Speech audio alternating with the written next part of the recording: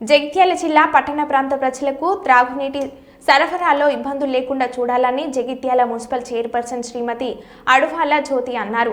జిల్లా కేంద్రంలోని ఫిల్టర్ బెడ్ను మున్సిపల్ చైర్పర్సన్ మున్సిపల్ కమిషనర్ చిరంజీవితో కలిసి పరిశీలించారు.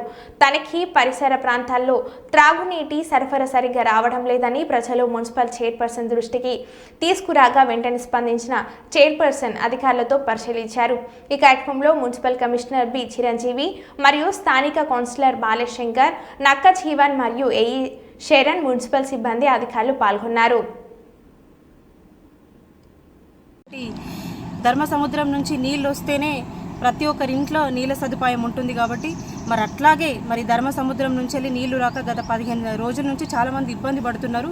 మరి దానికి ఏంటిది కారణం అని చూస్తే తీన్కాని చౌరస్తా దగ్గర ఒక మోటార్ అనేది కొంచెం పాడవడం జరిగింది. అట్లాగే ఇక్కడ హౌసింగ్ బోర్డు కాలనీల దగ్గర కూడా కొంచెం పైప్ లైన్ లీకేజ్ అవ్వడం జరిగింది కూడా దాని దృష్ట్యానే 15 రోజుల నుంచి వాటర్ రావడం లేదు. సో దాంతో ప్రజలు ఇబ్బంది పడుతున్నారు. అట్లాగే ఇప్పుడే అధికారులను కూడా అడగడం జరిగింది.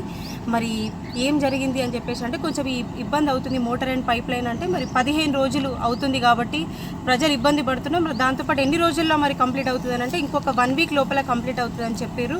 మరి వారం రోజుల లోపలనే కంప్లీట్ చేయాలి, ఖచ్చితంగా ప్రజలకు నీళ్ళు అందించాలి, నీళ్ళ సదుపాయం ఖచ్చితంగా అందించాలని చెప్పేసి ఇప్పుడే కమిషనర్ గారికి అలాగే ఏఈ గారికి మేము ఇప్పుడే చెప్పడం జరిగింది. మరి వార్డు కౌన్సిలర్ అయిన బాలే లతాశంకర్ గారికి కానీ మరి పక్క వార్డు కౌన్సిలర్ అయిన నక్క జీవన్ గారికి కానీ చెప్పడం జరిగింది.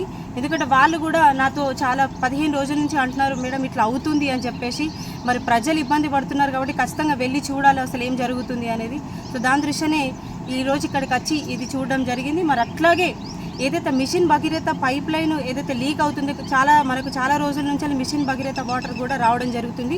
అది కూడా కొంచెం వరకు తగ్గింది. సో ఇప్పుడు ఈ 25th రోజు నాడు కూడా మనకి ఎస్ఆర్ఎస్పి వాటర్ కూడా దీంట్లో ఈ ధర్మసముద్రంలో నింపడం జరుగుతుంది. దాంతో కూడా ప్రజలకి నీళ్ళకి ఎట్లాంటి అవగత లేకుండా ఖచ్చితంగా రోజు 365 రోజులు ఇచ్చే బాధ్యత మనకు ఉంటుంది కాబట్టి ఖచ్చితంగా ఇస్తాము. అండ్ ఎవరికైతే ఇన్ని రోజుల నుంచి ఎట్లయితే వాటర్ వస్తున్నాయో అదే రకంగా నీళ్ళు ఇవ్వడం జరుగుతుంది. ఎందుకంటే మనదే ఫస్ట్ మున్సిపాలిటీ గతంలో కాబట్టి 365 రోజుల నీళ్ళు ఇచ్చిన ఘనత మనకే దక్కుతుంది కాబట్టి ఖచ్చితంగా నీళ్లు ఇవ్వడం అనేది ఖచ్చితంగా అవసరము.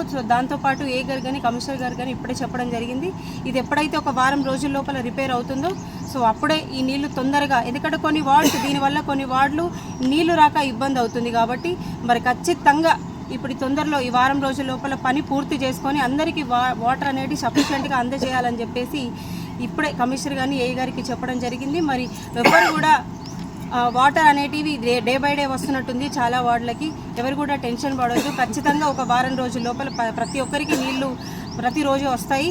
అందరూ కొంచెం